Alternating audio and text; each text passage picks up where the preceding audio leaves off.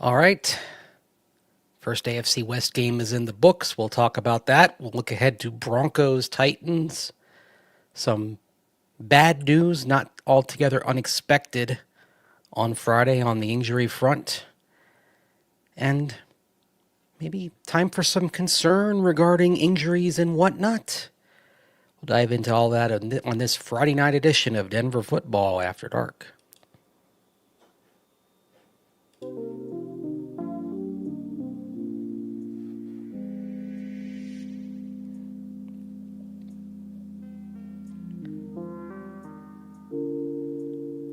Hey, guess what?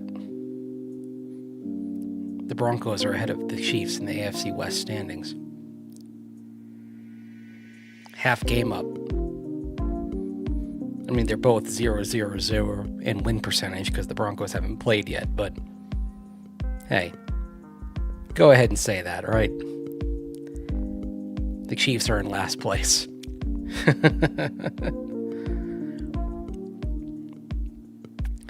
Yeah, it was an interesting game tonight. Stands to be an interesting weekend. Broncos getting it started on Sunday, of course, against the Tennessee Titans, but they'll do it without that guy on the left there in the picture, that, of course, being Dre Greenlaw. Not a surprise after he did not practice Wednesday and Thursday, and then another DNP on Friday. Joined being out for Sunday's game by Malcolm Roach with the grade 2 calf strain. Also joined on the sidelines by Nate Adkins, who hasn't practiced in a couple of weeks, but hopefully returning in the next couple of weeks here. Certainly not expected to miss much longer because they didn't put him on injured reserve. But I guess at what point do you start getting concerned about injuries and whatnot for the Broncos? I'll kind of start there with that.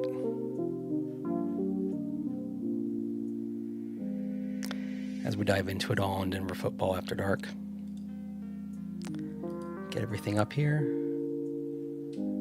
and turn down the music. What you have to do when you produce it yourself. So, yeah, no Dre Greenlaw for this game. And, I mean, if you're putting 2 and 2 together, he was practicing last week. He practiced on Monday, not practicing Wednesday, not practicing Thursday. So the progress was palpable. He seemed to be coming along in team periods.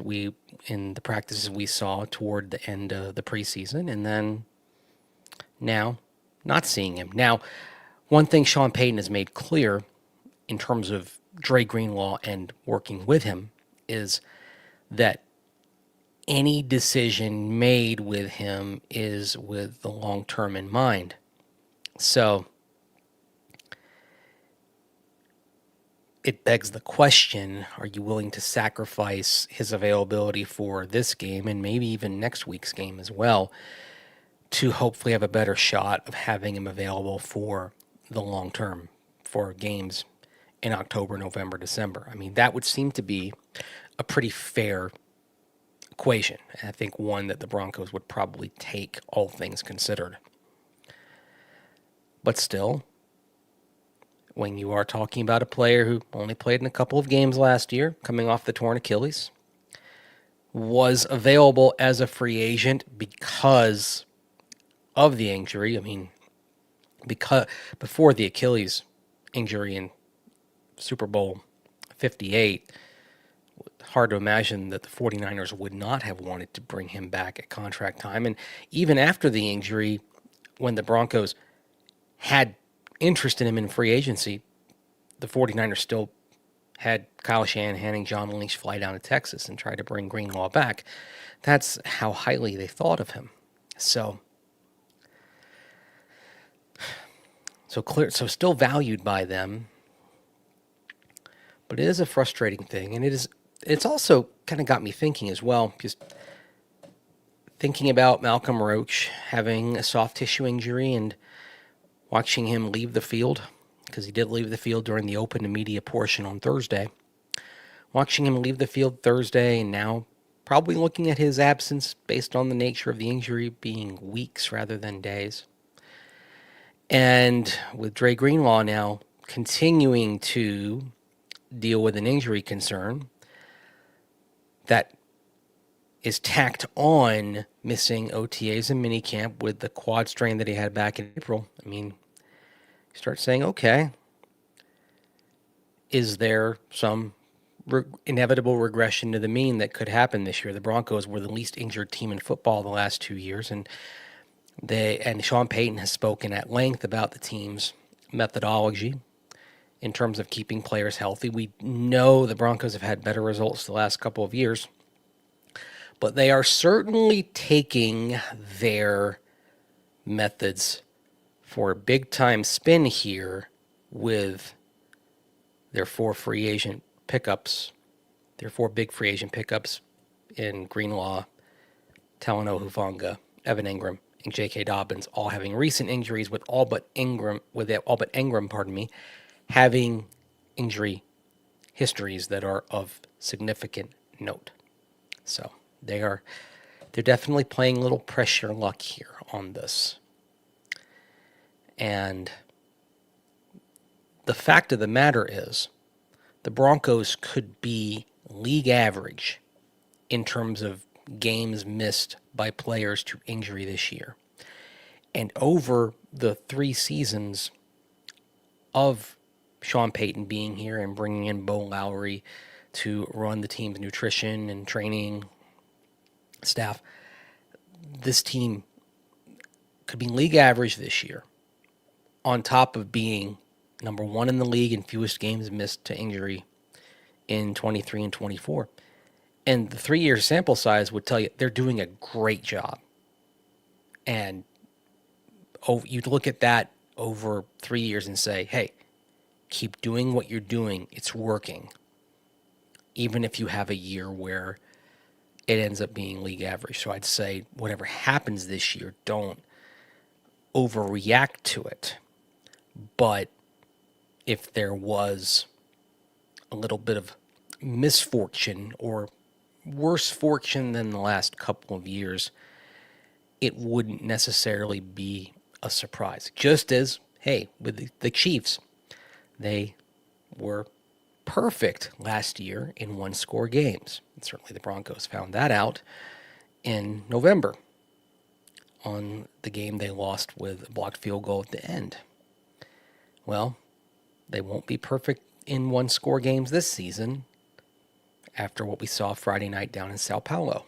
So it was one of the things that I did think about with the Chiefs this year and thought in terms of assessing how I thought their season would go.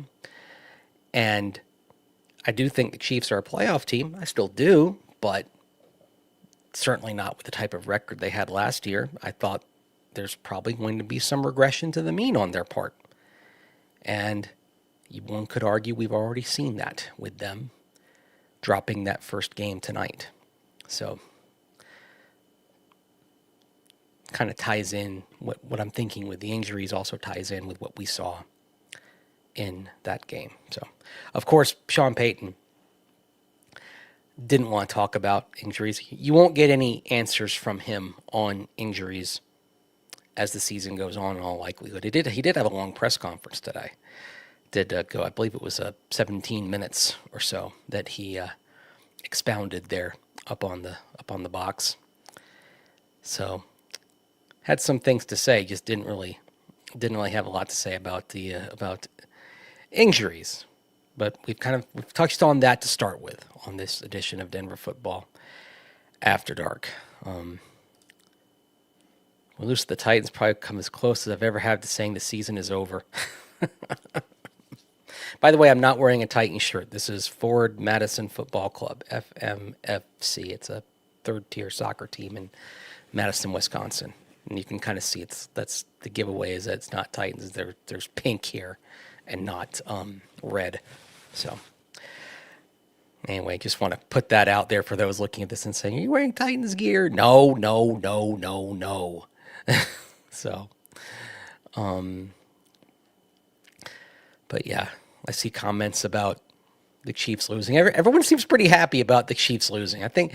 But the funny thing is, it's entirely possible that the team that the Broncos have to knock off to win the division could be the Chargers. The Chargers did look pretty good. I was impressed with how their offensive line looked without Rashawn Slater. You bump Joe Alt over to the left side, and he looked very comfortable over there.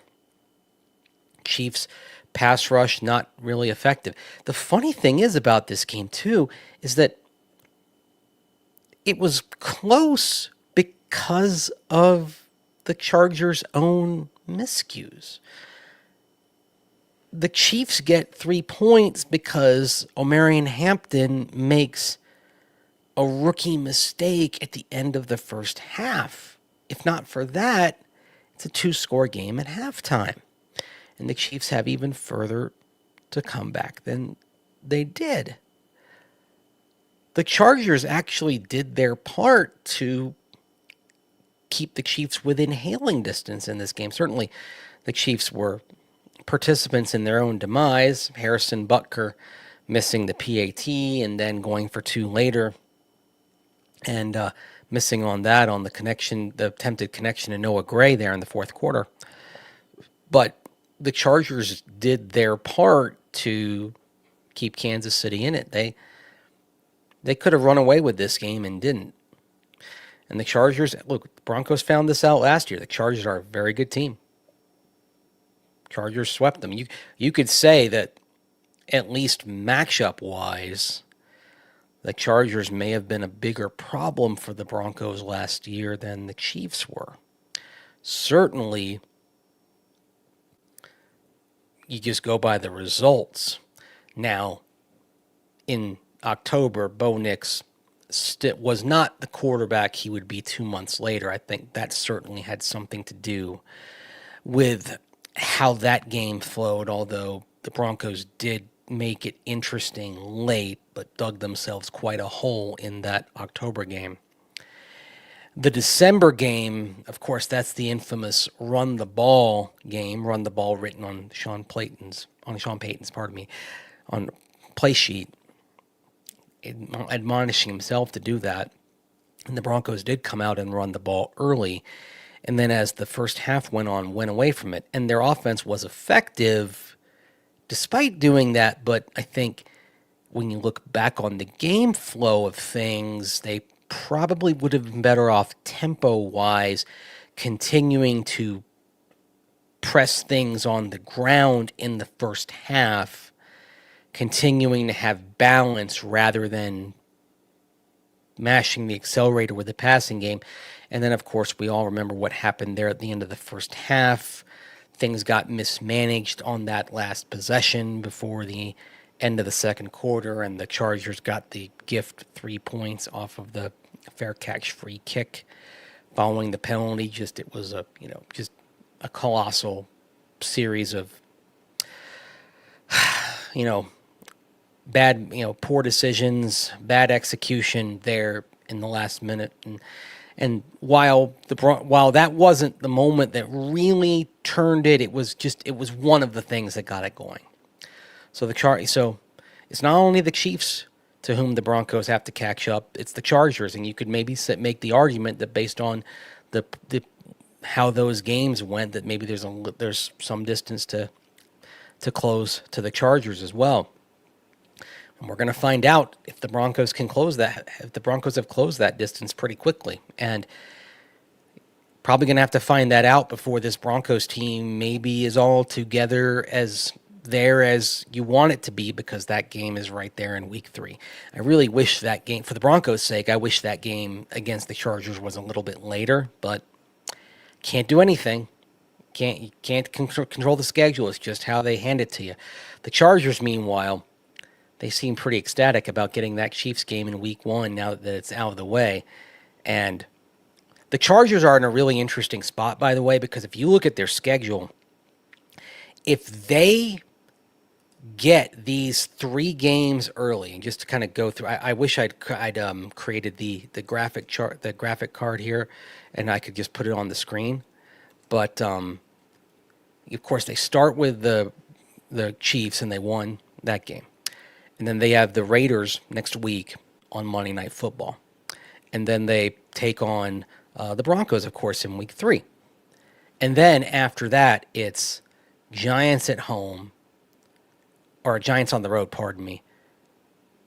Commanders at home, at Miami, Colts at home, Vikings at home, and then at the Titans. There's a real shot here for the Chargers, especially with home games. I mean, yeah, we know what their home field advantage is, but there's a chance for the Chargers to get some momentum here. And then after the Titans game on November 2nd, they've got the Steelers at home, and then they're at the Jaguars. There's a chance for the Chargers to get some momentum here and put up a gaudy record. Now, that being said, the run-in for the Chargers after their bye on November 23rd, Raiders at home, Eagles at home, at the Chiefs, at the Cowboys, who even without Micah Parsons, I think they look like a team that probably is going to be in the wild card conversation, so they're not going to be chopped liver. Texans at home and at the Broncos. So the Chargers have a very rigorous last game, 6 games of the season, but they've got a chance to put up a pretty gaudy number at the start of the season and then have everybody catching them. And that's something I think to think about in terms of the AFC West race here, is this may well be something where if the Broncos lose at LA in week 3, maybe they're behind the Chargers by a game, and maybe they stay behind them for a while, but I think there's a chance for the Broncos to catch up. And I think they can make up that ground as the season goes on. Yeah, the Broncos have some tough games, but hey, they get, the Packer game is at home. And we know that the Broncos can hang with the Chiefs in Kansas City because we saw it last year. That was a game that was very, very winnable. So just something to think about as we look over the horizon as the season progresses.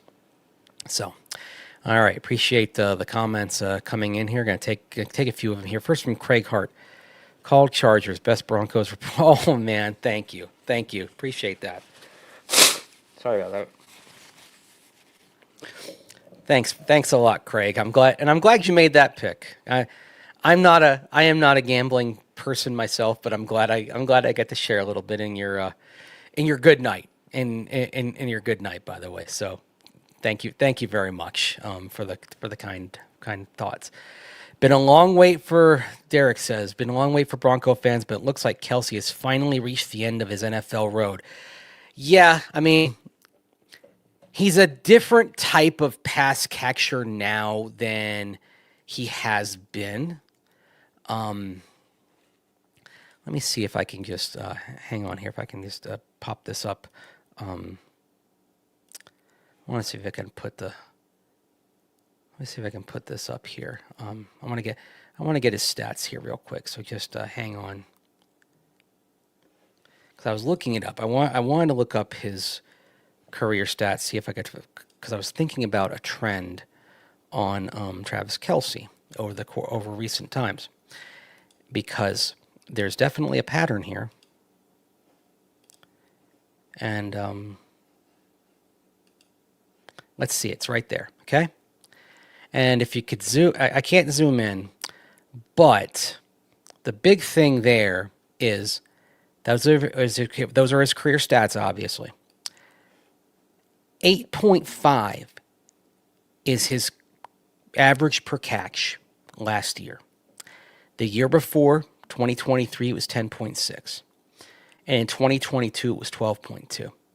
So if you're looking for something that shows, okay, after all this time, Travis Kelce is slowing down as he is age 35, turns 36 years of age. It's that. I'll tell you a story. It's a Broncos story. So Jim Sacamano, the longtime PR person who worked for the team, he said one day the late Pat Bowlen walked into his office, and the Broncos were in a moment, they were struggling, And Pat Bowlen sits down in Sacco's office and says, Jim, I'm feeling pretty down about the team, and I know you've got a number that explains why. And indeed, Sacco was able to present him a stat that perfectly explained why things were going as they were. And with Travis Kelce, that declining per catch average from 12.2, which is pretty much in line with his career average. His career YPC is 12.1. So as recently as 2022, the year in which he turned 33 in October of that season, he was at his career average. 10.6 in 23, 8.5 in 24. That tells you he is in the throes of his decline. He's not the same player he used to be. It doesn't mean he's not effective, and there's still things he does well and you'll see it when it's 3rd and 3. That's where he's still dangerous, and that's where he's still valuable, because he and Mahomes have this, it's like back in the day when they talk about ESP, extrasensory perception. They do have that sort of connection together on the field, and Mahomes knows where Kelce's going to be. And if they have 3rd and 3, 3rd and 4, it still almost seems like a fait accompli when if Mahomes finds Kelce, they're going to move the chains. So he still has that sort of value there. There's still going to be moments where the old magic that's been a part of that Chiefs offense for so long is there. And Travis Kelce is on the Mount Rushmore of all-time tight ends. He's going to be a first ballot Hall of Famer. He is objectively a great player. But just as Evan Engram is not the Evan Engram of 2017 when he came into the league, he's a different type of pass catcher today than he was in his younger days. That's okay. He's a different type of player. He's a better blocker now than he was as a younger player. He's evolved into something different. You're never staying the same in the NFL. Just you're either getting better or you're getting worse or you're becoming a different type of player, but you're never staying the same. And Travis Kelce is a different type of player. Now, a great example of a player who evolved into something different but was still effective is Larry Fitzgerald, who turned into this uber possession receiver in the back half of his career and probably bought himself another 5 or 6 years, becoming a different type of player who wasn't as dynamic but was certainly still effective in a different way.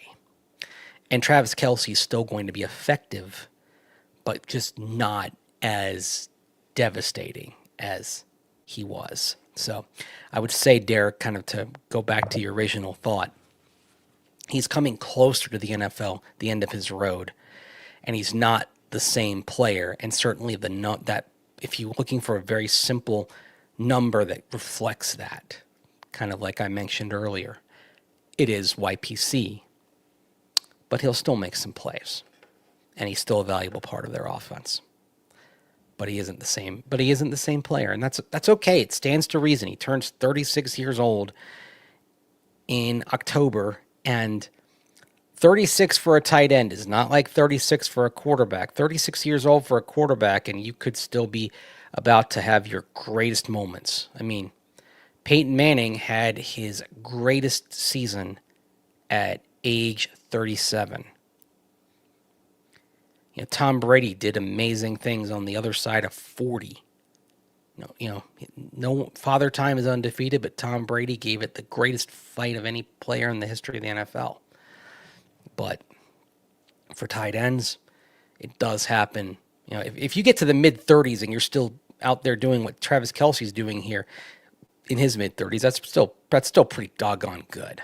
So give him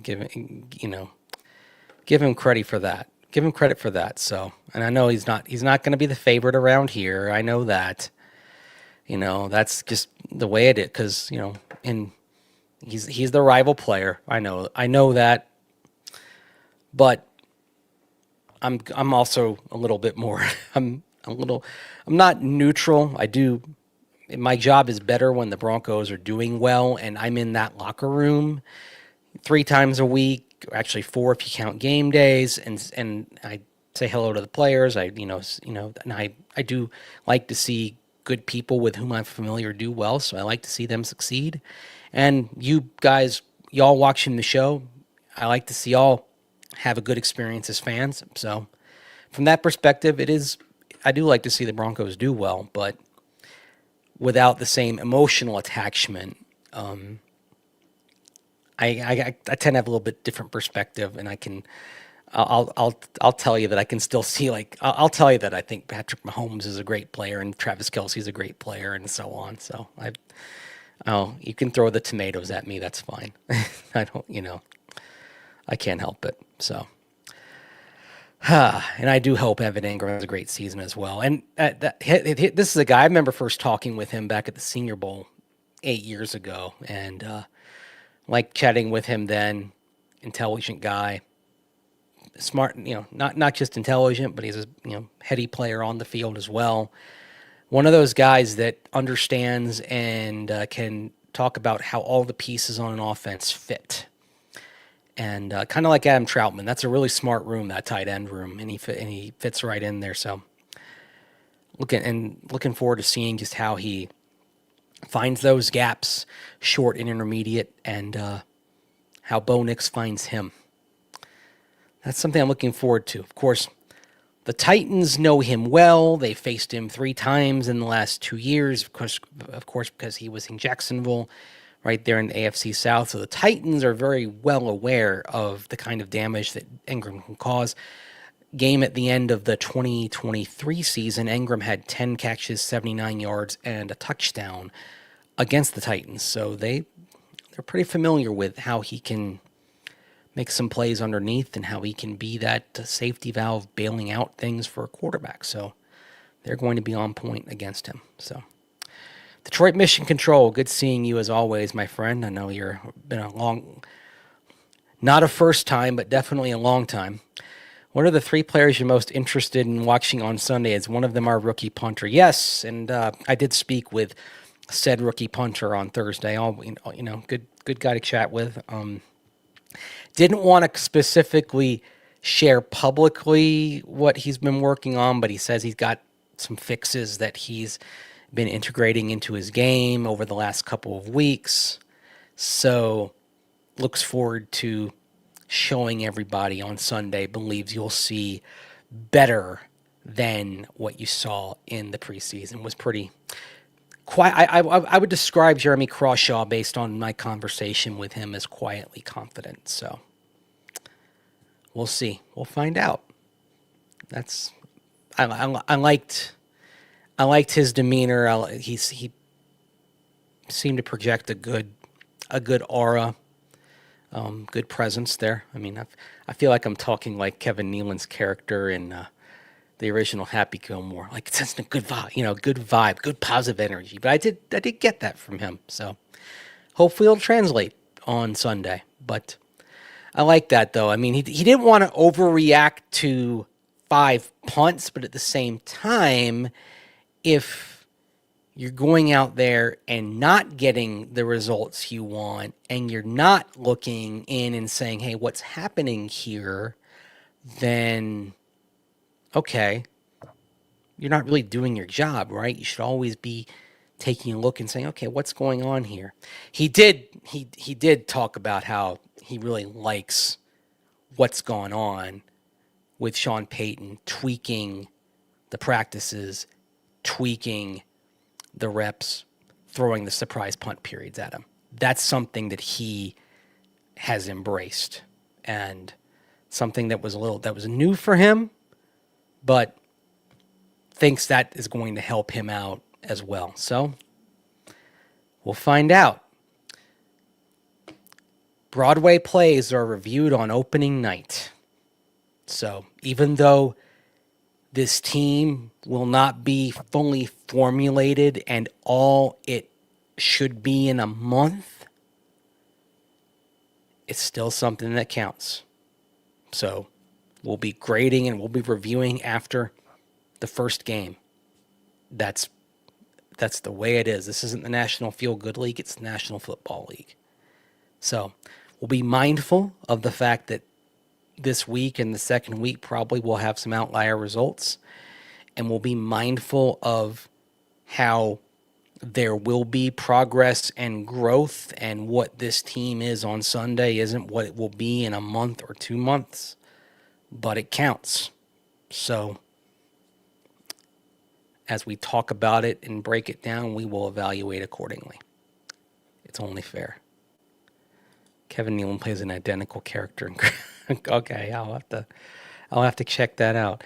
Every game is a trap game if you're not prepared to play hard. Look, yeah, let me see if I have did I move that comment over here? Yeah, okay.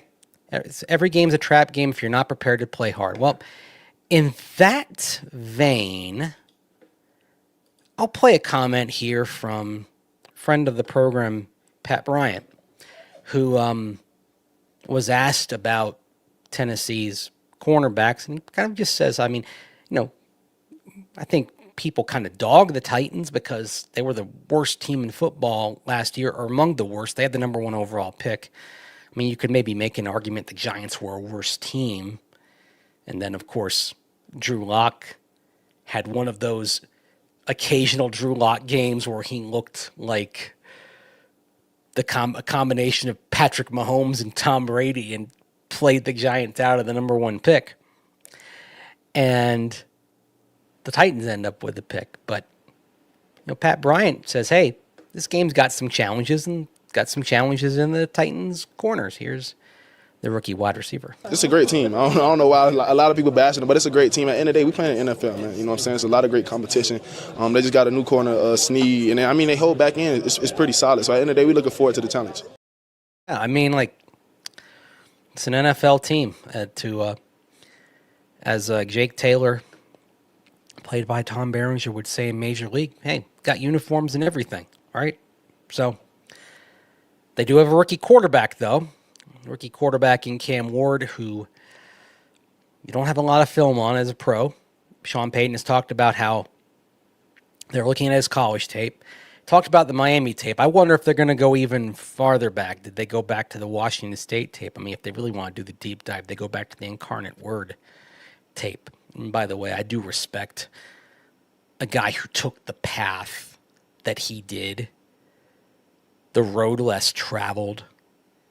This is somebody who was not hotly recruited at all coming out of high school, and went through the back roads, worked his way up, and now sitting here, a week 1 starter as a rookie, number 1 overall pick. Of course, a rookie, number 1 pick in week 1 on the road. Historically, that has been a prescription for disaster for the team that starts said rookie number 1 overall pick at quarterback. Only your Denver Broncos won in that situation. That was 1983 with John Elway. And John Elway was benched during that game for Steve DeBerg. So the team that won in that scenario did not win because of the play of said number 1 overall pick quarterback as a rookie. So it's a reason why I would not have been surprised if Will Levis had not had to bow out of the season due to injury, that the Titans might have started Levis early in the season, and especially in this game. But once Levis was gone, really, you had to start Cam Ward, despite that trend and despite how things look. But Vance Joseph, as he talked about Cam Ward on Thursday when my good buddy Cecil Lammy asked about him, said, basically, there's a challenge there and there's a lot to like about this rookie quarterback. Yeah, he's super talented. He's the first pick of the draft for a reason. You know, when you watch the guy play, you see a guy with special arm talent. He's got this unique poise about him for a young guy, man. He's trying to make big plays, and I think that's part of, some young quarterbacks try not to mess it up. He's trying to make a big play, and that makes him dangerous. That makes him ultra dangerous, man. And he's trying to put a dagger in you every single down, And he can really moving left, moving right. He can throw the ball 60, 70 yards in the air. So it only takes one play for him to, make a big play. So how we rush this guy, how we contain him, stopping the run and trying to make him one-dimensional is going to be key, and putting some pressure on him. But if he has free access, he's going to hit him.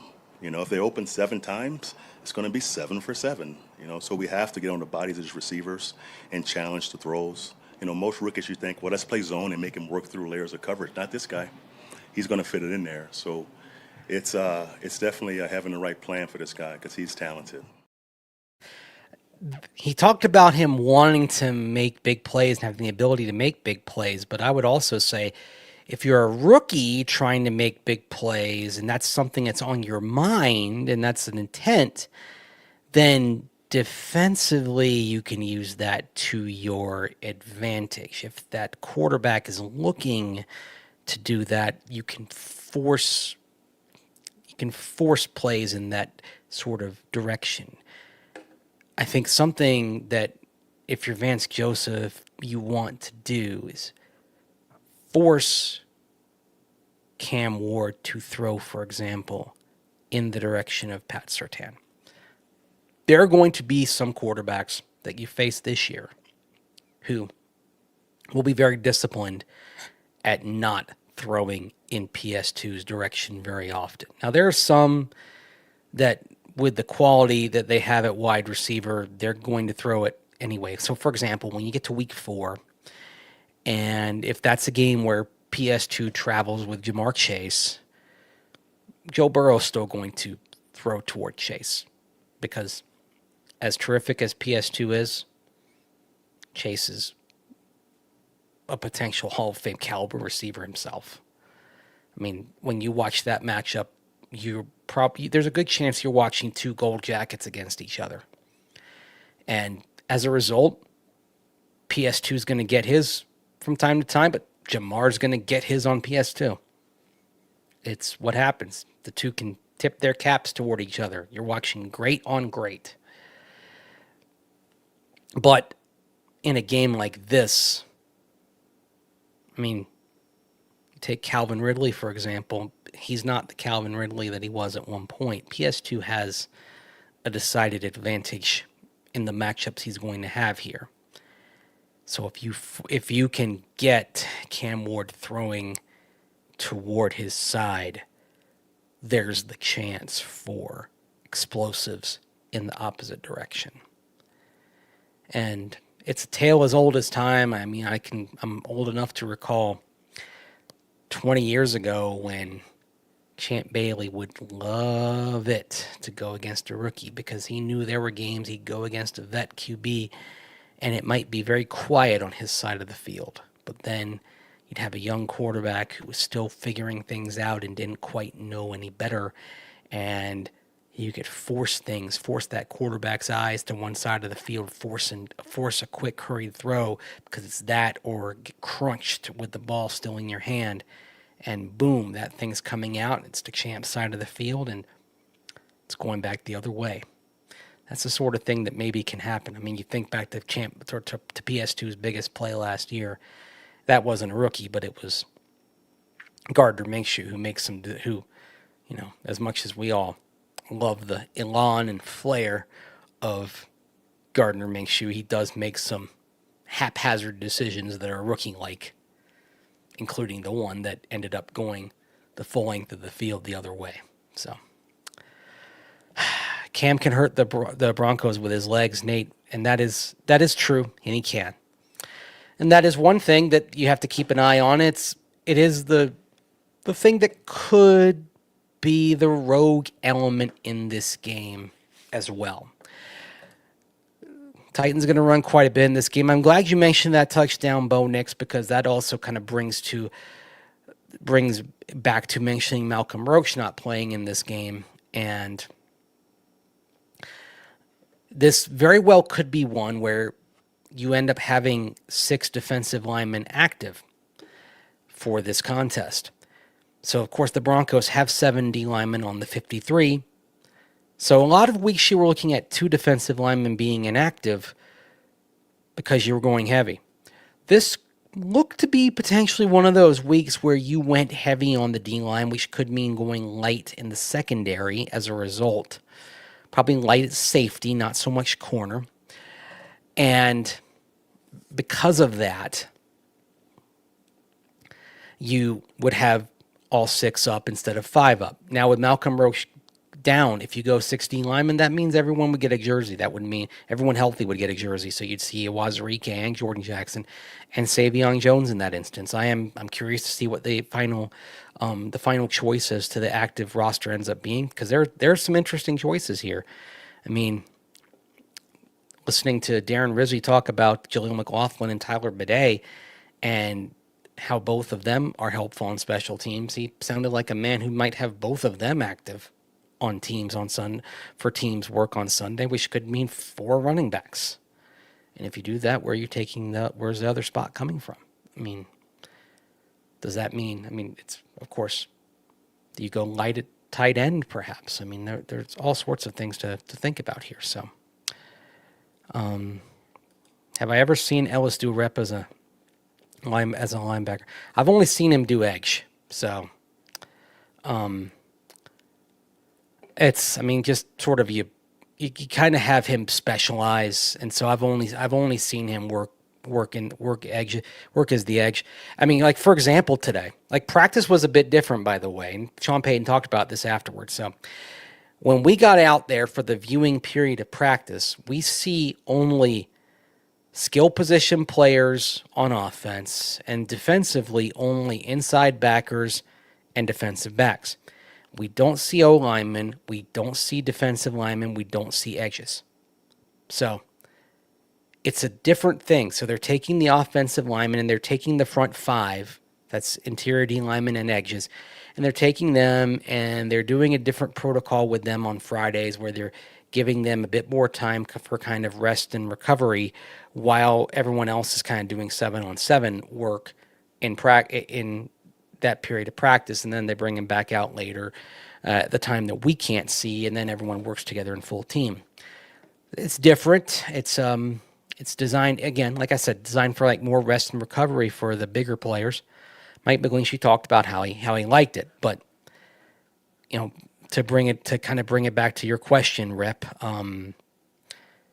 Jonah Ellis was not out there with the inside backers, with the off-ball linebackers. Like, he just wasn't there. So I don't see that as a role that's coming for Jonah Ellis, even though it's interesting to think about because, of course, Nick Bonito just signed his deal.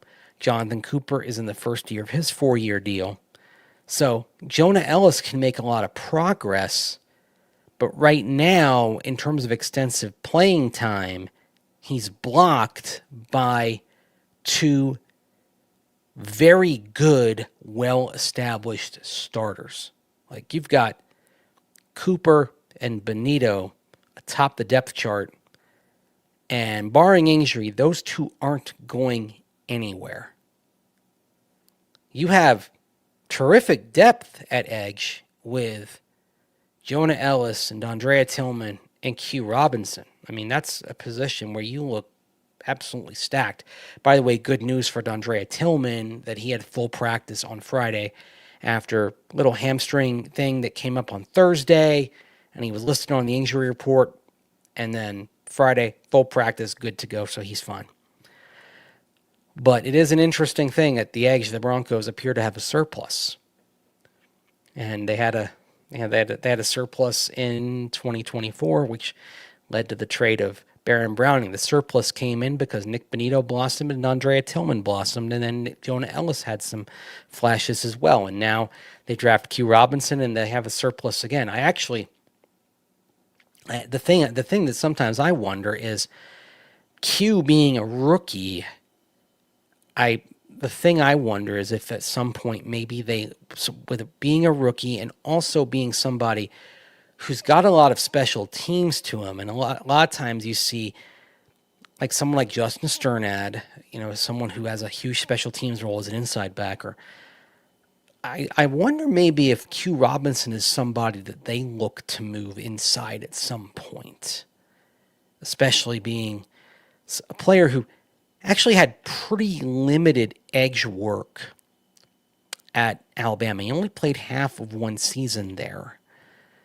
So I'm just kind of tossing this out there. This is a rough draft thought on my part, but if that's not something the Broncos think about at some point with his development, because Q might be in a spot where it could be tough for him to get some reps because he's in a pretty deep and stacked room, and there's quality there around him, and the going might be tough for him to get some traction, at least beyond a special teams role where he should probably be able to get plenty of work. So anyway, yeah, I like that. Maybe something to think about. They've already decided with Drew Sanders, who of course initially was inside, then they bumped him outside when he was struggling to learn things on the inside early, and now Drew's gone back to the inside. So anyway, that's to think about. Good. I think it's a good point, by the way, on VJ testing on the edge. The studio lighting freaking out. Oh, the shadows. Yes, got the shadow. Like it's almost like we could, I could do hand puppets. So I do like shadow puppets over here. Like if you see on the side of the screen there, like. Oh man. If my daughter were here, it'd be fun. Studio Cat, yeah, it's okay, I'll read it. FMFC. That's Forward Madison Football Club. That is a USL League One club in Madison, Wisconsin. They have interesting colors. It's a pink and navy and light blue. Their mascot and their logo is a pink flamingo, because the plastic pink flamingo is the official lawn ornament of the city of Madison, Wisconsin. Madison, Wisconsin is something that has a lot in common DNA-wise with Boulder. So those of you who are here in Colorado, if you're familiar with kind of the vibe of Boulder, you would understand sort of the vibe of Madison. So it's actually one of the reasons why the parts of the year I spend out there, I do have a little bit of a comfort out there, because if you're going to be in Wisconsin for 2 or 3 months of the year, as I am roughly over the course of 12 months of the year, I'm out there roughly. I'd say I'm probably out there roughly 90 or 100 days out of the year.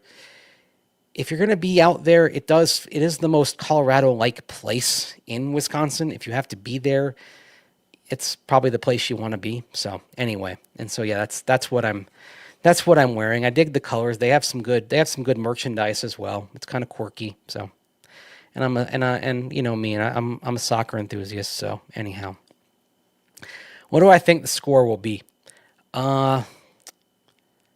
I don't think the Broncos run up a huge number in this game, Silent. I would describe this as the Broncos getting a win, but it ends up being somewhat workmanlike in nature. May end up with a decent total. I could even see like a defensive touchdown or the defense setting up a short field score. I'm going to say I'm going to go with a substantial win, but not like a huge blowout. I'm going to say 27-9. It's 27-9 is what I'm going to settle on for this game.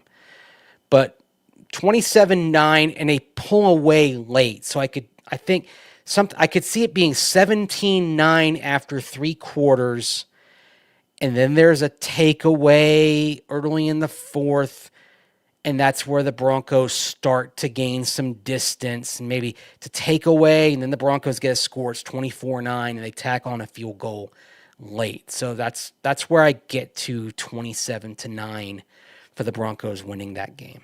I see some others. Let's see other scores what we get, like 23-10. I think I saw someone saying 24-9 on here. So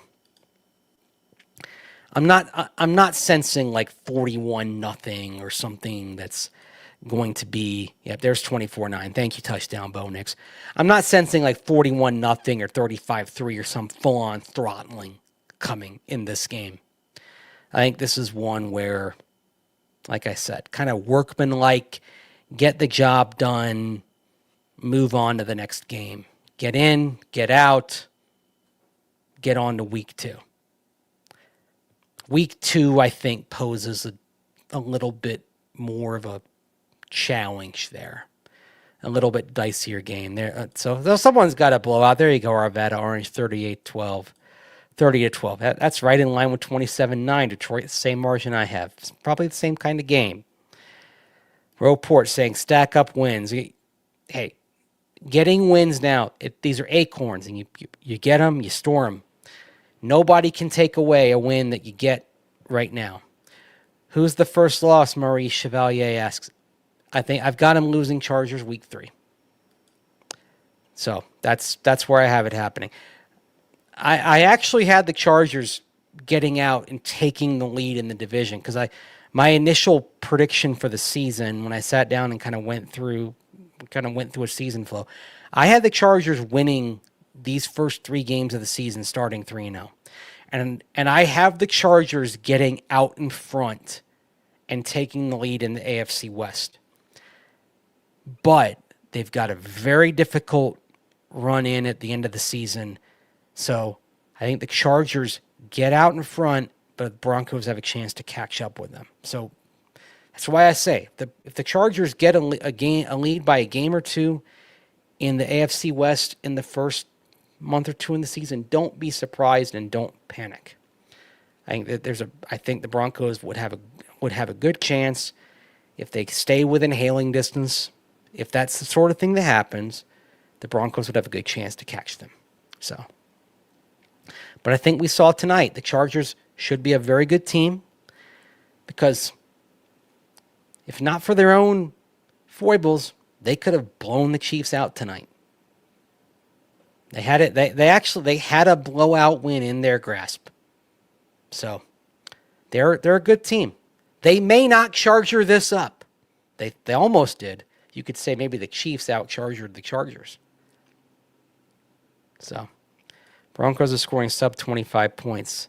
Titans may not score an offensive touchdown. My 27 points, I'll say, Roport probably includes a touchdown that either is defensive or set up by the defense. That is actually how I came to getting 27. A lot of pressure on the Broncos. Not a fan of that considering what we've seen before. Yeah, the last time there was pressure on them, it was 2022. There were expectations in 2022. Believe it or not. Seems crazy. So, impress Hampton getting that 3.2 yards per carry. Hey, it's one game. We don't bury or we don't bury or celebrate or write. By no means do we write the final chapter on rookies after one game, Joey. If we wrote the final chapter on rookies after one game or one season, we would have been calling Nick Bonito a bust after 1 year. So let's not do the touchdown dance on Omarion Hampton because he was 3.2 YPC after one game. Anyway, that's my take. Thank you for coming to my TED Talk. What if Bo Nix doesn't show up? Well, what do you mean? Literally, he's going to show up. But what if he struggles? I think the Broncos will find a way to win this game, even if he has a rough game. They'll eke it out, even if Bo doesn't have a great game.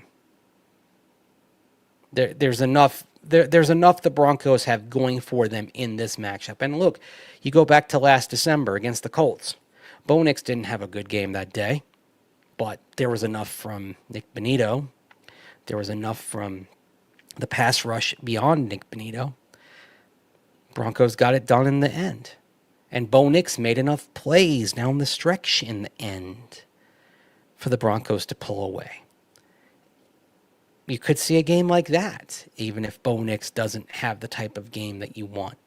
A game where like the Broncos forced Anthony Richardson into mistakes that afternoon, they could force Cam Ward into mistakes that afternoon. No, by the way, there isn't a running back on the Tennessee Titans, all due respect to Tony Pollard. There isn't a running back on the Titans as good as Jonathan Taylor on the Colts. The challenge goes up 7 days after this when you face the Colts in Indianapolis. So if you're not quite on point, but you get it done against the Titans, that's well and good, but you better have another level next week. Because the other thing on the Colts, when you go to Indianapolis the following game, is they even though they got Miami in week 1, those guys have been pointing to the Broncos in week 2. Because they've been looking at that game and saying, last year in Indianapolis, that's where they lost it. That's where they lost their season. That's been on their mind. So kind of bear that in mind. Appreciate that one, sports guy. Is the Chiefs losing in week 1 good for the Broncos? I mean, this is the sort of conundrum, right? It might be, but it's a Chargers win. This is one of those games where if you're, being a Broncos fan, I'm sure it felt good to see the Chiefs go down because they've been the bane of not just your existence as Broncos fans, but a lot of NFL fans' existence. There was a great deal of schadenfreude on Friday night. And even seeing some of the comments from people who were at the game. There was one Brazilian fan who responded to me on social media because I made kind of the quip about how the Chargers had a greater home field advantage in Sao Paulo than they did in the LA area. And I don't think everyone realized that I was just being sarcastic. Sometimes we need the blue font on social media. But a Brazilian fan responded to me and said that there were just a lot of people that were neutral that were just cheering against the Chiefs. There is genuine Chiefs fatigue, just as there was Patriots fatigue. After a while, when a team has had a long and successful run, most of the public says enough. That's why there are some people out there like Colin Cowherd who, for some reason, roots for dynasties. I don't get that. Like Colin Cowherd is the nerd who would root for the bully in the schoolyard. Like I don't want to see a dynasty. Unless it's my team. Like if it's your team, you root for them to win. But other than that, I like to see a variety of teams winning. I don't like to see the same team winning over and over and over. I like to see a lot of fan bases enjoying success. If it's the World Series and I don't have a team that's in it, I always have a habit of rooting for the team who's gone the longest without winning because I want that fan base to experience a championship. So, I think it was a few years ago, like when the Texas Rangers won the World Series in 2023. I was like, well, their fan base had never won a World Series, so I was happy for them. Like, good for them. They'd lost a couple of World Series. They lost the World Series to the Cardinals in particularly devastating fashion back in 2011. Like they'd been through the heartbreak. Those fans had earned that. And so yeah, that's sort of my thought. But there is genuine at this point Chiefs fatigue. So I get that, but the Chiefs losing may not be good for the Broncos because we may learn in two months' time that the team that the Broncos actually have to knock off to win the AFC West this year may not be the one that's east on I-70. It may be the one that's out in Southern California. We don't know yet. So, for all we know, we may have been rooting for the wrong thing. Hope the Mariners can get it together, floundering. Sorry, Nick. I mean, I'm a Braves fan, so I was pretty happy at my guys getting a win tonight, even though they're out of it. Like, just because my team's out of it doesn't mean I'm not watching the games and being pretty happy when they win. Chris Sale had a nice game tonight, so anyway, Ichiro should be, yes, I am an Ichiro guy. I even though he's not on my team, I loved him. So Nick Wright is a clown. Yeah. The last guy I want to hear about. Be an adult. Don't watch Red Zone. Give me a frickin' break. Yeah. Fanboy lecturing on adulting. My goodness. Shut up, man. I shouldn't even waste any oxygen talking about that guy. Anyway. Oh, man. Cheating fatigue. Woo! Y'all don't hold back, do you? Chiefs division until it's not. Yeah, it is. But we may know a couple of months from now that it may be the Chargers that are the best team in the division this year. We don't know. I mean, look, I respect their accomplishments. They're a great team. Like that, there are some that are, try to downplay what they've done. You can't do that. I mean, when you go to 7 consecutive AFC championship games, when you've been to the Super Bowl 5 out of 6 years, when you've won it all 3 times, I mean, you have to tip your cap. They've done something terrific. They've built a powerhouse. This is their moment. This is their time. They will probably never have another time like this in their history. This is, I believe it was Neil Tennant of the Peg Shop Boys who called this the Imperial phase. He was talking about when an artist or a group was at their commercial and artistic peak. But you can say that in sports as well. The Chiefs have been in their imperial phase over the last several years. The Broncos had it. Broncos had an imperial phase in the 1990s. You could say they had another one back in the Peyton Manning years, although they didn't quite reach the same apex.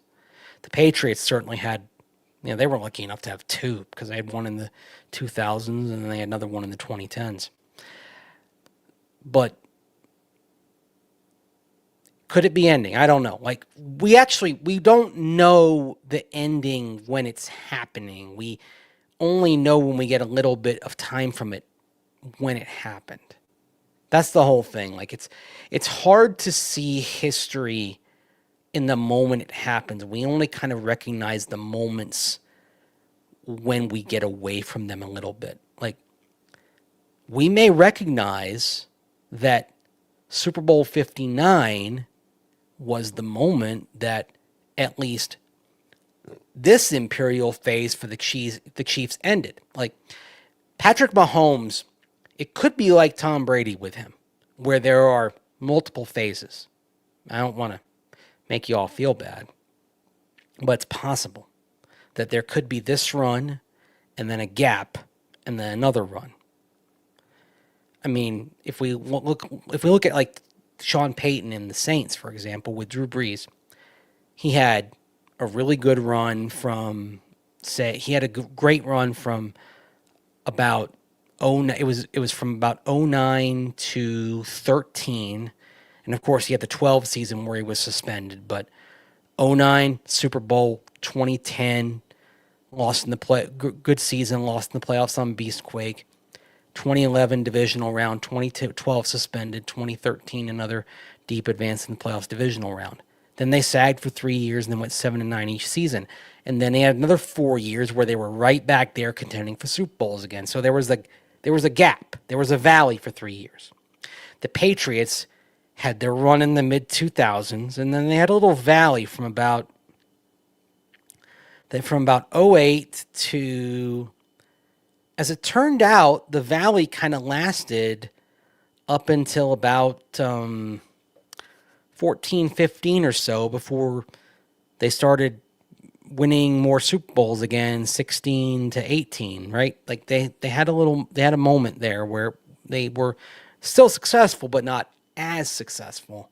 And then they had another peak again. So that's what I mean when I say there could be another moment for the Chiefs. We may look back at Super Bowl 59 as the end of that phase, but we don't know yet. We may find that out in the next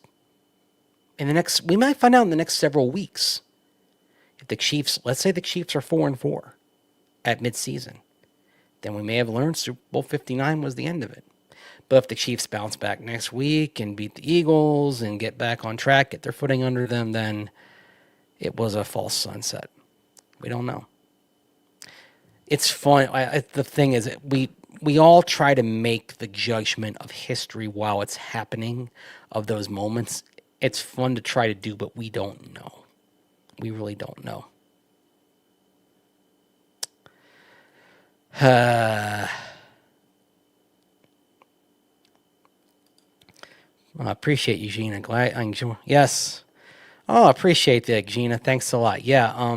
So yeah, I spend part of the year there because I've got family out there. I've got a commuter marriage that I'm in here. So part of the year I spend football season in Denver and the parts of the off season when the Broncos have things going on in Denver, and then part of the off season in Madison. Then I also get down to Florida quite a bit as well because my mom's there. So I get around quite a bit, but yeah, Madison's nice, except the winters suck. I can't do Midwest winters full time. Just can't do it. I'm sorry. It's too much. Taylor, do I have a personal DT story? I hate to say it, I don't really have any good personal DT stories. I'm sorry to say, Taylor. Yeah, I mean, good guy. But I don't have a personal story the way I have with some other guys. So just sometimes you have, sometimes you don't. It's it's one of those things. So sorry I can't give you something that's like really kind of deep there, but is what it is. So I'm more worried about the Chiefs than the Chargers. Yeah, I think that's fair to say. Nick Rice trapped Jafar from Aladdin. Am I right? Oh man, Jafar. Why? And then you just made me think of a Family Guy scene about Stewie complaining about Disney direct-to-video sequels. Aladdin 4. Jafar may need glasses. Any good Maurice Claret stories? Well, we all know about the one with the vodka in the water bottle. Got to get my goose on. Well, there's another story about like he was told a reporter that he was intruding on his personal space, kind of perceiving the personal space as everything at the facility. So, man, that was a wild year. 2005 was the year of Jerry Rice and Maurice Claret, and neither of them were on the 53 player roster by the time they got to the regular season. 05 was a wild year because they had a great season, 13-3, and yet the things that got the attention, the presences of Claret and Jerry Rice, were the stories that everyone was talking about, and neither one of them made it to the regular season. Just crazy. What was Shanny thinking? Well, Claret was the last pick of the first day of the draft because the draft was 2 days at the time. And after the pick of Claret came in, he said something to the effect of, well, that'll get everybody talking, won't it?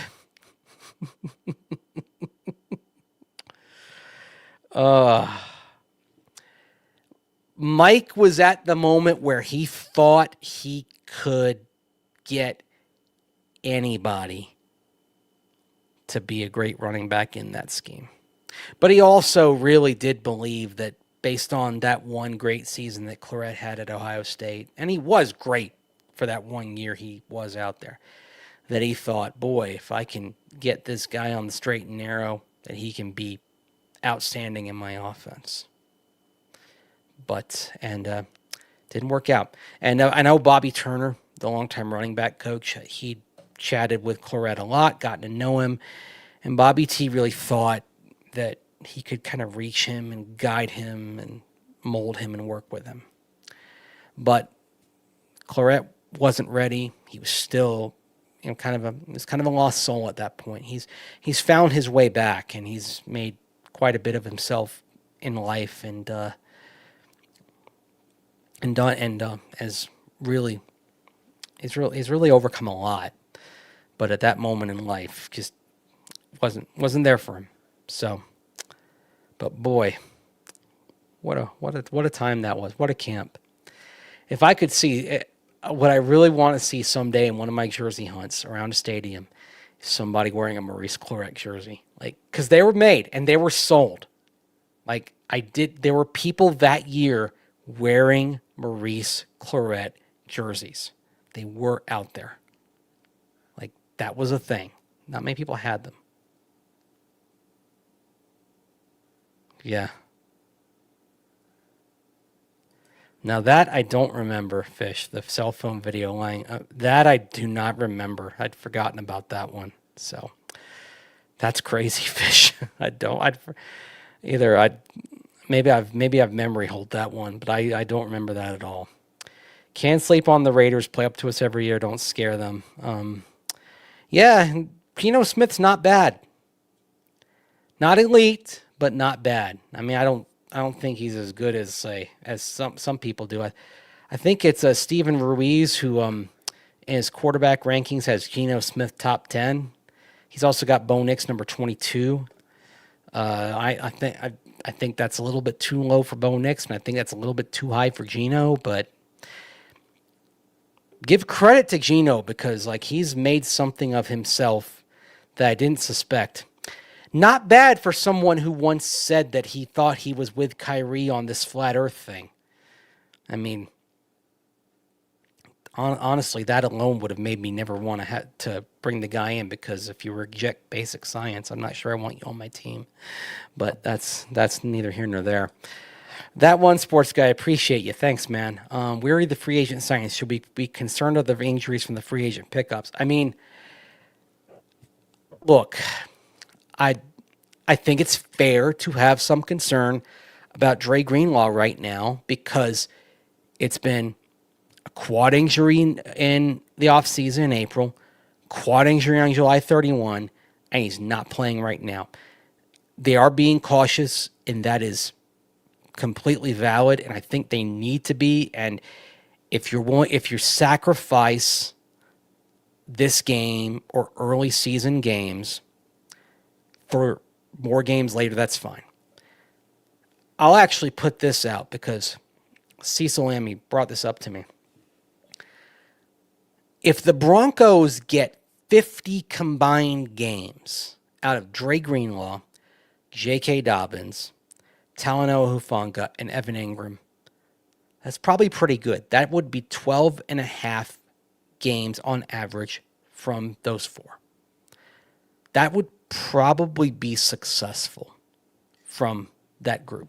50 combined games. So they'll start with 3 on Sunday because Hufanga, Ingram, and Dobbins are all going to play. So you start there. But yeah, I won't begrudge anybody being concerned, because we're sitting here in week 1 and we're talking about one of them not playing after not playing the entire preseason. So look, I'm not a person who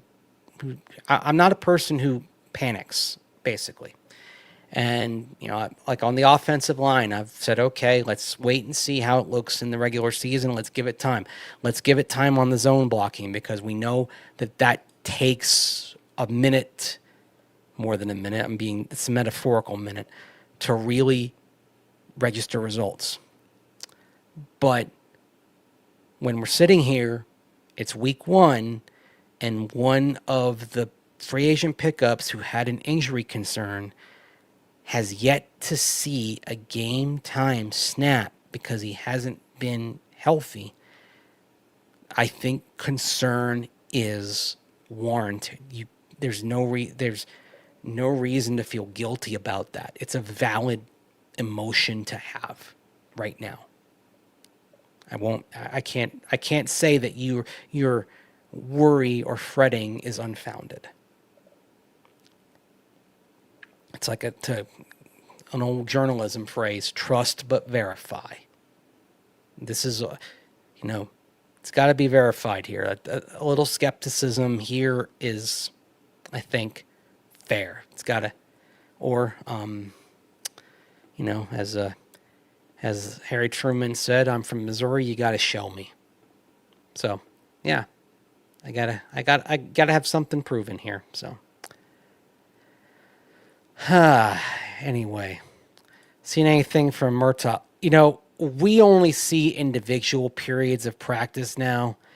Touchdown Bo Nix. So, I'm not going to be able to see much of him going against an opponent. We're not going to see 11 on 11. We're not going to see 7 on 7. So what we're going to see is so limited. I can't really give you much in terms of how a player is progressing with my own eyes. It's going to be just what we can pick up from asking people and secondhand and so forth. So unfortunately, now that we're in the regular season, we're not going to see those practice reps. So my answer on that's it's not going to be able to be very illuminating. We won't actually see him work in practice unless the off season. Now, I imagine the Broncos would probably sign him to a reserve future contract and bring him back for the off season, but we'll see. Depends on what they see from him on the practice field during the season. At least we have Riley Moss, not Jarvis Moss anymore. Oh, man. You guys heard him. It's only going to take 1 minute. I said the metaphorical minute. Maybe I should have said it's a geologic time where a minute is like a minute is like 1,000 years or something like that. So, jersey selection. By the way, I'm gonna rant here on this, Michael. I did mention this on social media. Damani Leach said on July 26th that we were going to get a jersey schedule for the Broncos for the regular season shortly, and it's Saturday, so now it's 42 days, and we're waiting. We're still waiting. It's not going to happen. It's not going to happen. That's the thing that we've all heard is it's not coming. They've apparently changed their mind on a jersey schedule. To which I say, why did you tell us it was going to be shortly? I like to be under promise, over deliver whenever possible. So I'm not going to lie. I'm a little disappointed. And when I say disappointed, I'm disappointed in the way my late father would say, I'm very disappointed in you, which is not good. That was the worst thing that my dad could say to me. Was that I was disappointing you. I felt like 2 inches tall when he said that. I'm disappointed in having all of us be told that the uniform schedule was coming shortly and we're not going to get it. And here's a reason why I'm disappointed. And it's actually for Bronco fans, because I know that there are a lot of fans who plan what jersey they're going to wear based on what the Broncos plan to wear that Sunday. So it's like, okay, they're going to wear blue, or that game day. So they're going to wear blue, so I'm going to wear blue. They're going to wear orange, so I'm going to wear orange. It's going to be throwback, so I'm going to wear throwback. Like, that's part of it, right? So that's part of the reason why I'm disappointed that they're not going to do that. I mean, people, it's a little part of the planning, and it's also kind of, it's a cool thing to look ahead and say, oh, they're going to wear that jersey. They're going to wear that jersey. Like, why be so secretive about this? What's the value? What's the excitement? So, do not like that choice. But most of all, I don't like the fact that you said that it was going to be shortly that we got the jersey schedule, and then, oh, we're not going to do that. It's like when a politician says, oh, in 2 weeks, and it never happens. The thing that actually bothers me even more is when the media who covers said politician doesn't bring it up in 2 weeks. It's like they forget about it. Well, it's like I didn't forget about shortly, because here it is 6 weeks, I'm bringing it back up. That shortly never happened. And I'm disappointed in that. And in the words of Forrest Gump, that's all I'm going to say about that. I'm not angry, Mace, just disappointed. Yeah. And like I said, disappointed's worse than angry. Yeah, jersey close to the vest. Like, yeah. I mean, this isn't a game plan, people. It's a jersey. Oh, man. They're not George Washington. No, they changed their minds. Well, at least tell us that you've changed your mind. So, anyway, wasn't happy. Orange all the time. It won't be orange all the time because at some point they'll probably wear blue. And, of course, they'll wear white for some games as well. So, anyway, yeah. Sorry. Yeah, bothers me. I won't lie, it bothers me. So, I get bothered by certain things. There's certain things that probably shouldn't bother me, but they do. So, what can I say? Something that doesn't bother me, though. I'm going to bring this back to something that does not bother me. Something that doesn't bother me is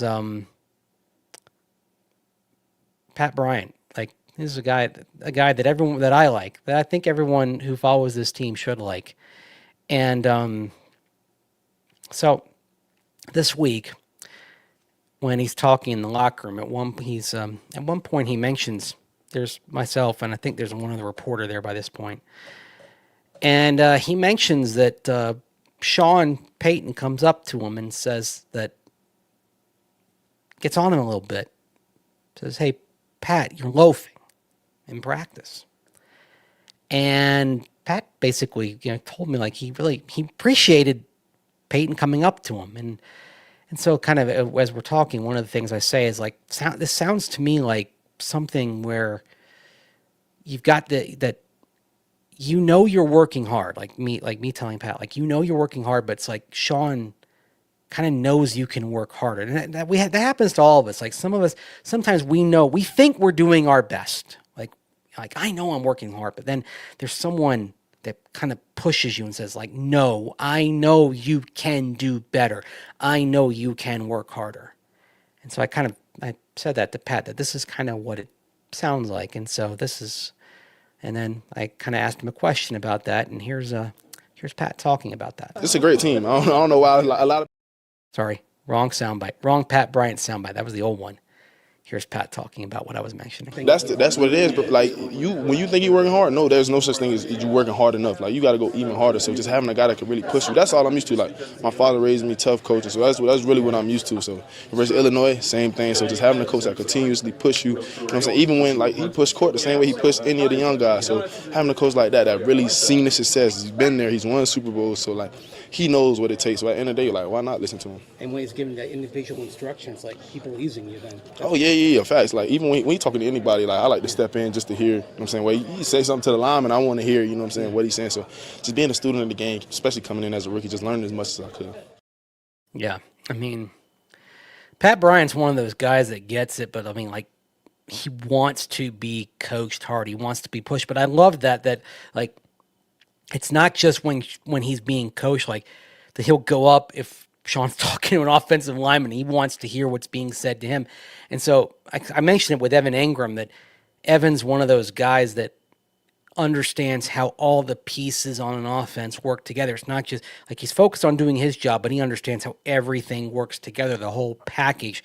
And Pat, by listening to what Sean's talking about with the O linemen, with running backs, etc., Pat's becoming one of those guys who's going to understand how everything works together on the offense, which is going to allow him to do his job better, because he's not just going to understand his job, he's going to understand the why of the whole offense. It's going to help him fit. It's going to help him think better on his feet as well. It's going to help him, basically help him allow to help other teammates as he grows in this offense, as he grows in this team. He's going to become one of those guys who's going to help younger players along, because he's going to understand like what their roles are. So just as older players have helped him now, I can see Pat Bryant becoming that guy in a couple of years who, because he's listened to so much and he's taken in so much, he's going to be helping the younger guys, not just receivers, but younger tight ends, younger running backs, even younger offensive linemen, because of how much he's taken in, because he's always trying to absorb everything, not just the stuff for him, but the stuff for everybody. So, man, I love that. Like having a second QB, like so classy. The times I've had a chance to chat with Pat Bryant, like I can see why the Broncos fell in love with this guy. This is, if you ever saw Office Space, after the Bobs, the consultant, had the conversation with Peter, and they go up and they say, boy, I gotta tell you, this is a straight shooter with upper management written all over him. Like they're just so taken with him. That's how I feel about Pat Bryant. Like just this guy, it just feels like he is headed someplace. Like not just as a player, like someday, like this guy could be a coach. But I mean, he gives me like no block, no rock. Like that is his motto. He gives me Rod Smith vibes. I don't say that lightly. The way he works, the way he conducts himself, the way he plays, the way he values doing the little things, like that work ethic it's straight out of the book of Rod Smith.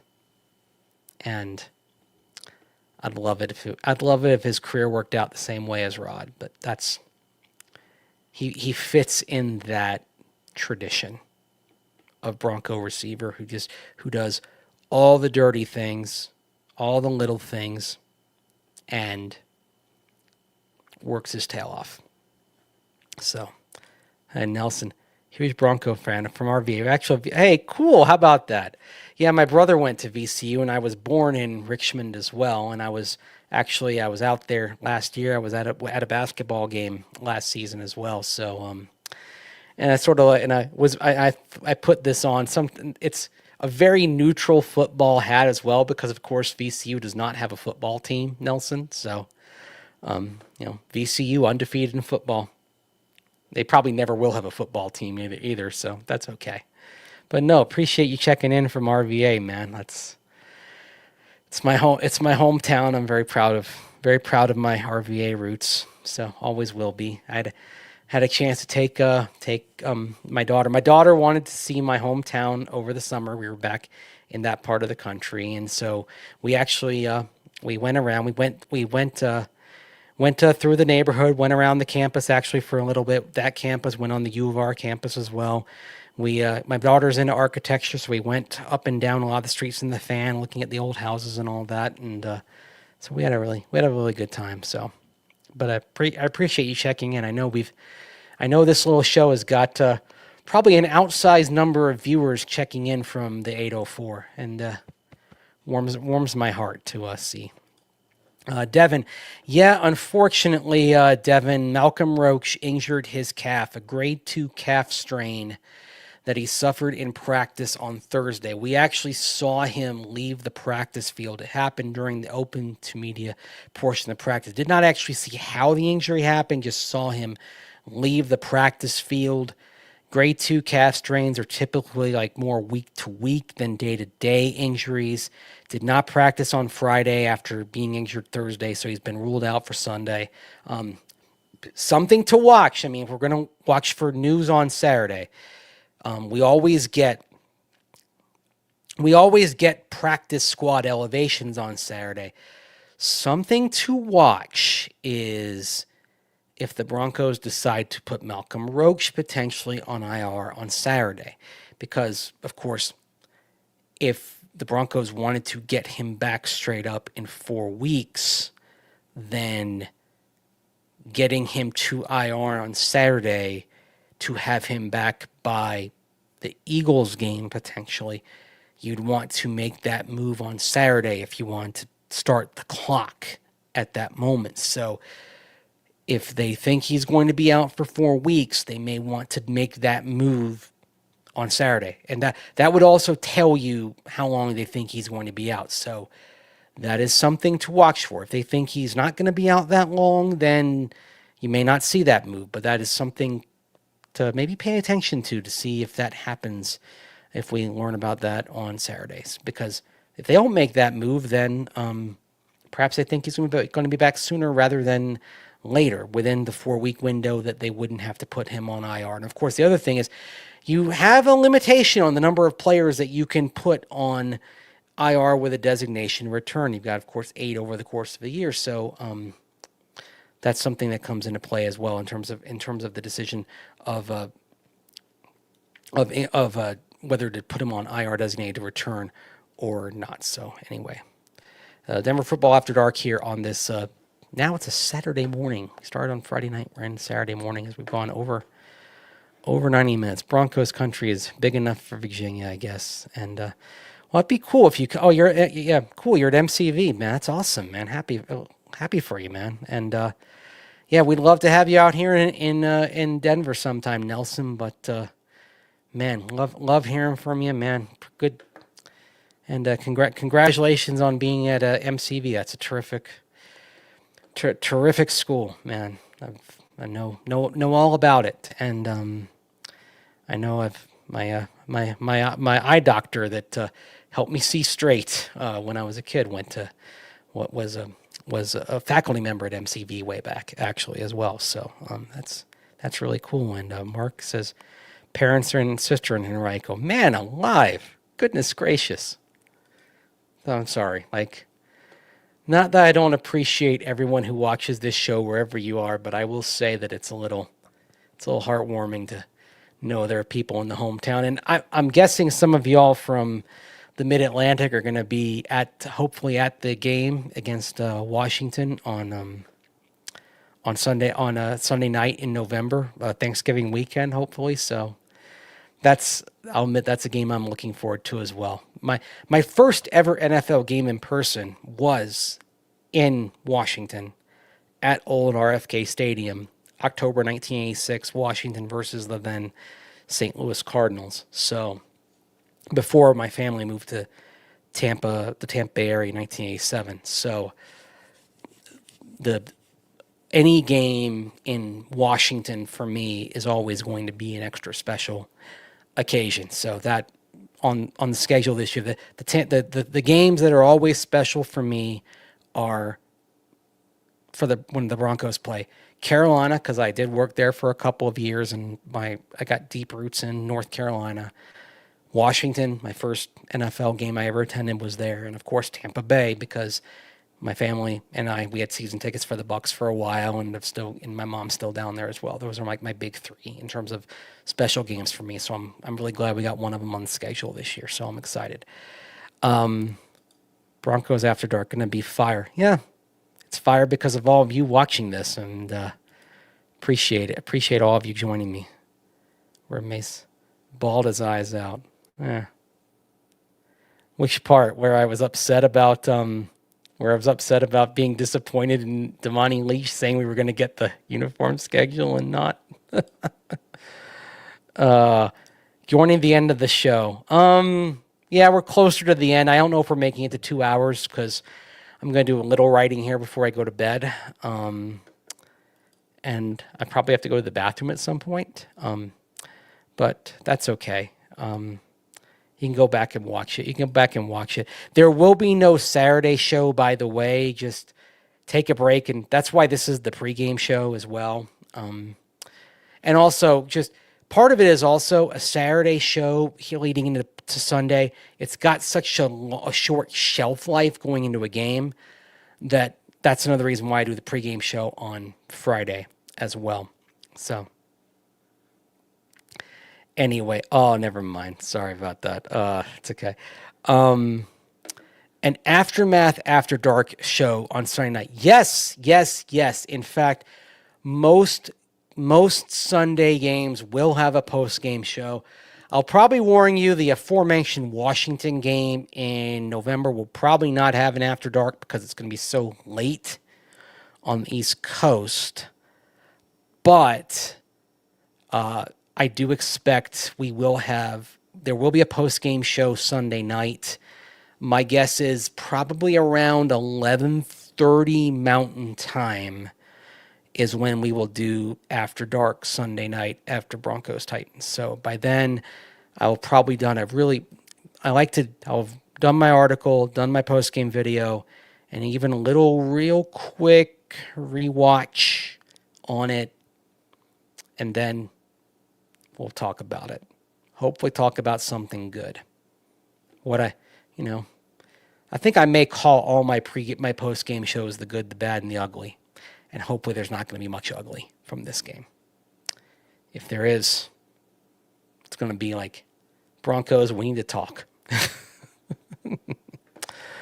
So, this is fun. It's been fun. This is always fun. My friend Cecil tells me that when you're on the air, it should be the most fun part of your day. And this is fun. This is why I keep doing this, why I've enjoyed doing this. First of all, I've learned there's more I need to get off my chest than I realized.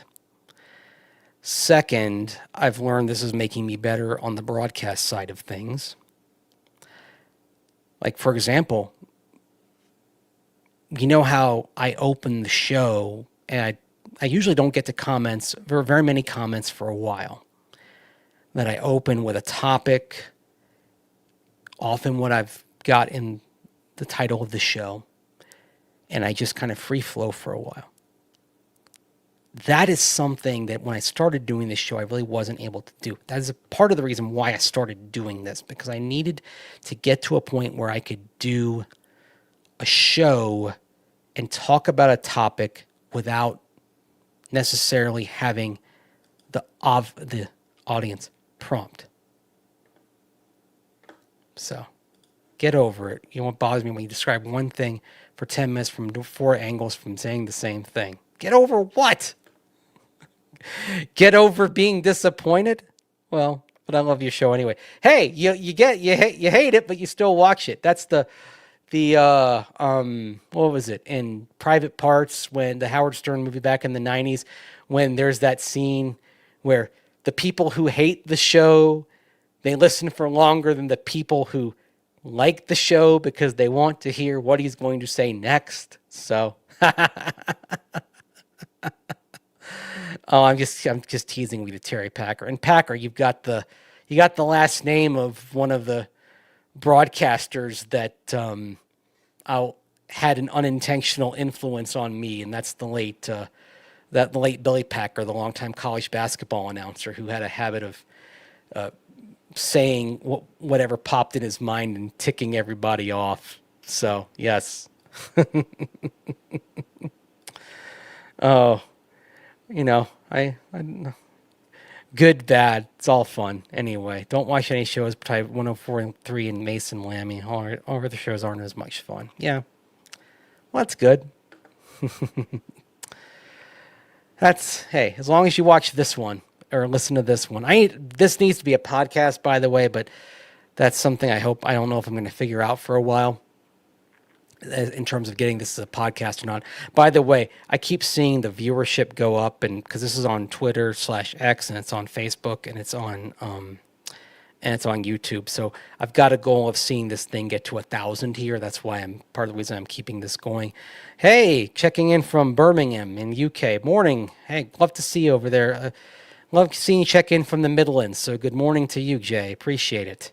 Michael, I'm lucky to have you. Like, I know it's Bronco. You say Broncos country is lucky to have me. I am lucky to have you. I am lucky to have Broncos country. This is, and I don't say this loosely, this is the best fan base in the NFL, in my opinion. And to me, this proved it was the best fan base in week 2 of 2022 when it counted down the play clock in the Houston Texans game. Smartest fan base. Gave the correction that it needed to the team because it was dawdling, couldn't get out of the huddle, couldn't get the play clock off, couldn't get the play out on time, and it gave the team the assistance it needed. It was sarcastic. It was caustic. Yes, it was embarrassing for the team, but the team needed that correction. That's the best fan base in the NFL. Well, yes, like I said, it was embarrassing for the team, but the team needed to hear that. And that's what the best fan base in the NFL does. It's a smart fan base that told the team exactly what it needed to hear at that moment. I don't think they're hater. I think it was just, like he said, he loved the show. That was the thing. He was getting on me for saying the same thing 10 times, but he loved the show. See, that's the best part. It's like someone who gets on me but loves and listens to the show. That's why, this is why it's the best audience. This is why it's the best audience in sports. So, because it's, it's a little gentle needling and rubbing and ribbing. That's why it's awesome. So, it's 2:41 a.m. If it wasn't good, I wouldn't be wanting to be tired all day. I don't want you tired. I keep saying you can watch the show on delay. You don't have to watch it live. I don't want everyone bleary-eyed and sleepless because of this. I mean, look, I sleep in until 9 in the morning. I'm on a late schedule. I can do this, I'm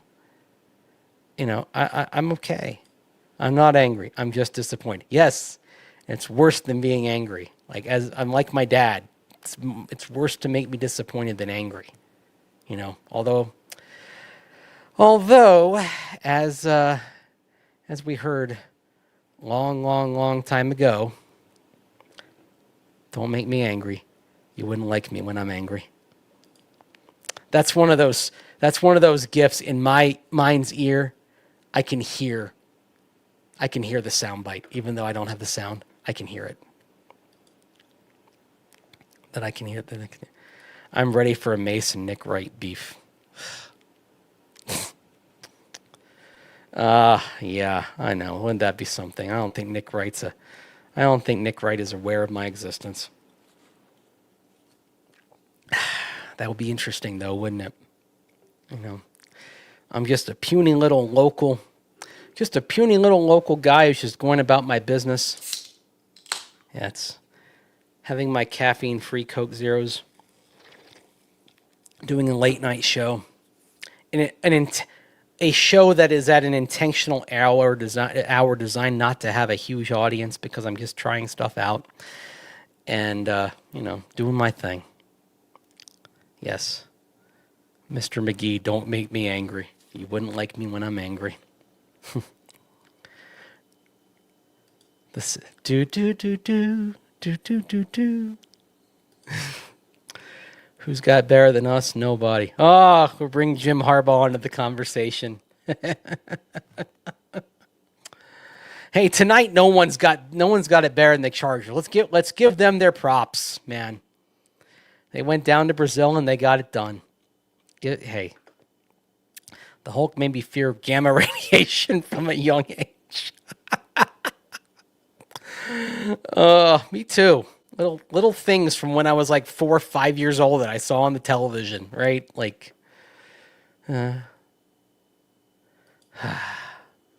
David Banner is presumed dead. until he can find a way to control the raging spirit that dwells within. Sassy Mace. Is Sassy Mace better than Saucy Mace, by the way? I don't know. Anyway. This is... But it's week 1. We've gotten through it. We've made it, folks. We made it through the off season. We've made it to the games that count. We've talked enough. We've gassed enough. We've speculated enough. We've taken this thing as far as we can go. Now we can start talking about actual football, actual stats, actual results. Things that go in the history book, things that will matter forever. I think about this, that I probably go to baseball reference and pro football reference and basketball reference. I probably go to those sites dozens of times a day looking up stuff for work. You know, because I do some writing about baseball and I do writing about football and I'm looking up basketball. And, you know, once the regular season games happen and they go in there, it's part of the permanent record, right? It's there forever. It's etched. And all the stuff that we speculate about that might happen, that we predict, that we project, it all vanishes. It's all gone, and then it's replaced by something that is basically forever. At least forever in our kind of relatively temporary view of things. And that's what's cool about it, that we've just spent months and months thinking about what might be, what this team might be, what it could be, all the possibilities. And at mid-afternoon on Sunday, we get to finally stop talking about that and we get to actually see what is. We get to unwrap the present that's under the tree. We've been waiting for it. Maybe it'll be more than we dreamed it was. Maybe it'll be tube stocks. We don't know. Or it's like, let's make a deal where, you know, maybe we get the car, maybe we get the herd of goats. Or it's the mystery box. A boat's a boat, but the mystery box could be anything. It could even be a boat. So, I'll tell you something that I've told a few people over the years. My favorite time of the season, and it's why I don't really like Thursday night and Friday night starts the season, because my favorite time of the season often was like 15 minutes before the early kickoffs on Sunday of week 1, because it was at that moment that everybody had the whole horizon of possibilities in front of them, that even the worst teams could think, man, if things break right, we could go to a Super Bowl. Like, everything's in front of us. Because then once the games happen, there are a bunch of teams that have reality slapping them upside the face and hitting them hard. It's like a ice water bucket of reality. But right now, all the possibilities are in front of them. This moment is terrific. It's the late Jim Valvano used to say that before a basketball game, he used to love the moment when he'd stand in the tunnel, kind of beneath the stands. His team would have already gone out in the court and they'd be warming up, and he'd be in the tunnel beneath the stands, and he'd hear the band playing the fight song and the fans clapping and everyone excited, and just he'd feel kind of the energy, the moment, and the excitement and the anticipation for what was about to come, and all that energy just hitting a crescendo. And because everything is kind of built to that moment. That's kind of how the way I feel right now is like everything is like built and built and built. And now we're here. We're at that moment. It's all kind of bubbled up and here we are. And it's just like I'm excited. I mean, here we are. I've been doing this for so long and I'm still as excited about this moment as I have ever been. That's what's so cool about it. So, yeah. Anyway. Just wanted to say that before I bid you adieu for the night. And I thank you for coming and sharing a little bit of your time with me here on this edition of Denver Football After Dark. I know a lot of you watched the game tonight. It was a fun game. Chargers beating the Chiefs. Hope you enjoy your football Saturday wherever you are watching college football, I'm sure. A lot of big games coming up as well. And whether you're watching this live or watching this on a delay at some point, appreciate you joining me. Like, comment, share, subscribe. If you enjoy this sort of chat, tell your friends all about it. And if you want even more, if you want to join Cecil Lammy and myself, go to the Denver Sports YouTube channel. We've got a little bit of game preview as well. There's some different things we talk about there as well. If you want to get a little more Broncos-Titans pregame conversation, we've got it right there. And, of course, I'll have everything covered at denversports.com leading into the game on Sunday as well. So we'll talk all about everything over there. And then I'll have my post-game wrap after the game right here on this YouTube channel, also on the Denver Sports Facebook channel, on my Twitter, on the Denver Sports Twitter /X, etc. Cecil will have a post-game wrap on the Denver Sports YouTube channel. And then I will be here for Denver Football After Dark late on Sunday night to break it all down. So plenty of programming, plenty of places to disseminate this, break this all down, get it all off your chest and all that. So appreciate all of you joining me here as always. It's always such a pleasure to talk ball with y'all. And thanks for checking in, and take care. Thanks for watching. And wherever you are in this world, whether you're in Colorado, in Madison, Wisconsin, because I heard from you there, if you're in Florida, back somewhere around near where my mom is, or if you're in beautiful Richmond, Virginia, the 804, a place near and dear to my heart, hope you have yourself a great Saturday and a great Sunday, and hope this week 1 brings you everything that you're hoping to see. Take care. Thanks for watching. Bye-bye.